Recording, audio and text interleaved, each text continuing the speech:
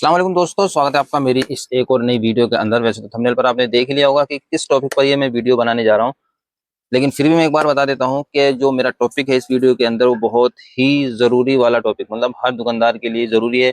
और जो नई नई दुकान खोलने की कोशिश कर रहा है या खोल खोल चुका है, अभी उसने शुरुआत नहीं की है दुकान की, उसके लिए तो बहुत ज़रूरी है ये वीडियो देखना, क्योंकि ये वीडियो देखने के बाद वो बहुत ही जानकार होने वाला है और उसको कोई भी दिक्कत माल लाने से मतलब जो माल लाएगा उसको कोई दिक्कत नहीं होने वाली।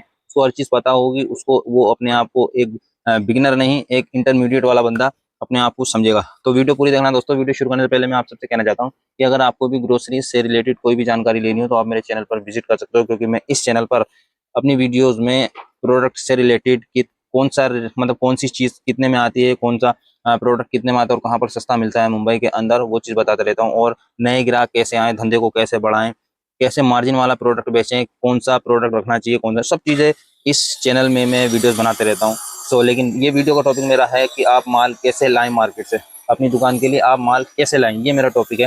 तो चलिए ज़्यादा बात ना करते हुए शुरुआत करते हैं। तो दोस्तों सबसे पहली बात तो ये है कि जब भी आप माल लेने जाएं तो पेपर पर लिख के लेके जाएं। आप ऐसा नहीं कि याद रख के कि भाई ये आइटम खत्म है, ये वाला आइटम खत्म है कि मैं लेने जा रहा हूँ, ऐसा बिल्कुल भी नहीं करना। वहाँ जाके आप अगर 10 आइटम याद करके लेके जाओगे तो उसमें से 5-6 आप याद कर पाओगे, बाकी भूल जाओगे। तो पेन से पेपर पर लिख लेना है जो भी प्रोडक्ट आपको लाना है। और अगर आप नई दुकान खोल रहे हो और अगर आप नई दुकान खोले हो तो आपको तो बहुत ज़रूरी है सब चीज़ करना, क्योंकि आपको अभी हैबिट नहीं है। आप करते रहोगे तो हैबिट हो जाएगी।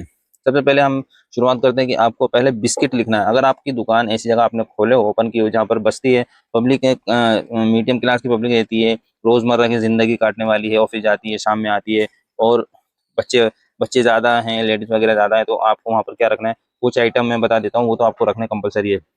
सबसे पहला वेफर, बिस्किट, चॉकलेट्स और शुगर हो गई, मिल्क हो गया, डेयरी प्रोडक्ट हो गए, आइसक्रीम हो गई, और तेल वगैरह, खाने बनाने का तेल और सर पर लगाने का तेल, सरफ हो गए, साबुन हो गए, कोल्ड ड्रिंक्स हो गई। ये सब चीज़ एक मोटी-मोटी चीज़ है जो सबसे ज़्यादा बिकती है एक ग्रोसरी जनरल स्टोर पर। तो दोस्तों और भी बहुत सारे प्रोडक्ट हैं, जैसे चॉकलेट्स हो गए और नमकीन्स वगैरह, वेफर्स वगैरह, ये सब चीज़ रखना बहुत ज़रूरी होता है अगर आपके चारों तरफ पब्लिक है। और अब मैं बात करता हूँ लाने का तरीका। देखो सबसे पहले अगर आप नई दुकान खोल रहे हो तो सबसे पहले आप बिस्किट का आइटम लिखना, बिस्किट सारे आइटम लिखना। और एक बात और बता दूं कि अगर आप दुकान खोल रहे हो और आपको ये लगता है कि दुकान चलेगी या नहीं चलेगी, वो हर कोई सोचता है दुकान खोलने से पहले, क्योंकि भाई जब नया बिजनेस शुरू करता है तो उसको डाउट रहता है कि भाई चलेगा कि नहीं चलेगा, ये दिल में डर लगा रहता है। तो उस हिसाब से ये सोचते हुए आप ज्यादा माल कभी मत भरना, आइटम सारे रखना, दुकान में आइटम सारे रखना, सब तरह के आइटम रखना जो चलने वाला हो। वहां पर पहले दुकान खोलने से पहले इंक्वायरी कर लेना, आजू बाजू पहले आप रिसर्च कर लेना, जो वहां पर चलता हो वो सारे आइटम आपको रखने हैं उसमें। जैसे बिस्किट्स हो गया तो आप एक एक थैली लेके आना, 12-12 पीस के बिस्किट्स के, सारे जितने भी उसके अंदर आइटम होते हैं बिस्किट के वो सब लाना। उसके बाद आता है साबुन, साबुन में नहाने वाले साबुन लाना और कपड़े धोने वाले सारे सब तरह के 12-12 पीस करके, 12 पीस या 24 पीस आप ला सकते हो साबुन में, सब चीज सारी कैटेगरी के साबुन आप लाना। उसके बाद दोस्तों आती है चॉकलेट्स। चॉकलेट्स में कभी भी चालू चॉकलेट्स मत रखना। अगर आप नई दुकान चालू कर रहे हो ओरिजिनल वाली चॉकलेट्स रखना, जैसे कि डेयरी मिल्क हो गई और प्रिया गोल्ड की चॉकलेट होती हैं, ओरिजिनल होती हैं, सब पहले आप ये रखना, थोड़ा थोड़ा स्टॉक से रखना। उसके बाद उसके बाद दोस्तों वेफर्स में, वेफर जहाँ पर वहाँ पर जिस एरिया में आप दुकान खोल रहे हो वो देखना पहले वहाँ पर कंपनी कौन सी ज़्यादा चलती है, पहले 2-4 दुकानों पर रिसर्च कर लेना। जहाँ मुंबई में रहता हूँ मैं, वहाँ पर तो बालाजी का बहुत माल आप देखोगे, मेरे पीछे भी लटका है, आजू बाजू में भी बालाजी का माल बहुत चलता है, तो आप बालाजी का माल रख सकते हो। या डायमंड्स का माल, डायमंड्स के भी बहुत सारे प्रोडक्ट आते हैं, जो भी चलता हो वो चीज़ रखना। उसके बाद दोस्तों ये 3 कैटेगरी हो गई। उसके बाद आप अगर वहाँ पर पब्लिक ऐसी है जो ठहराव वाली पब्लिक है, मतलब रहती हो आपके आजू बाजू, तो आप शक्कर हो गया, डेयरी प्रोडक्ट, दूध हो गया, कोल्ड ड्रिंक्स हो गई, कोल्ड ड्रिंक्स में आप कौन सा वहाँ पर चलता है वो देखना, थम्स अप वगैरह का माल रख सकते हो या दूसरा कोई चलता हो। हमारे यहाँ पर तो ज़्यादा थम्स अप भी चलता है और बिग कोला का माल भी चलता है, तो मैं दोनों रखता हूँ।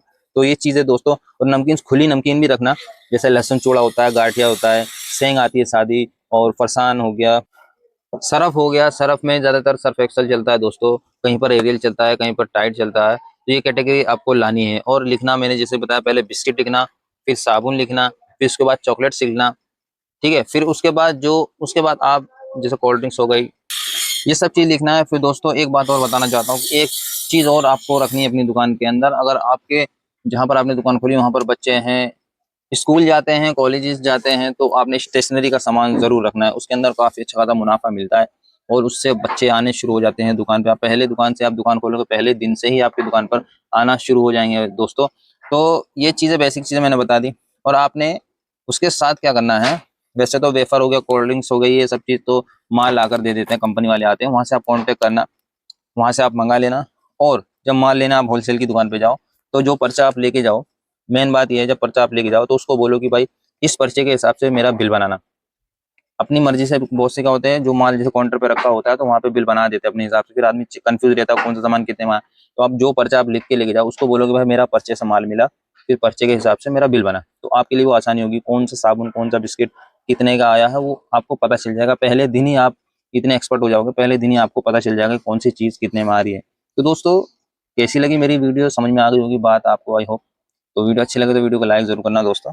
और ऐसी जानकारी पाने के लिए हमें आप फॉलो कर सकते हैं।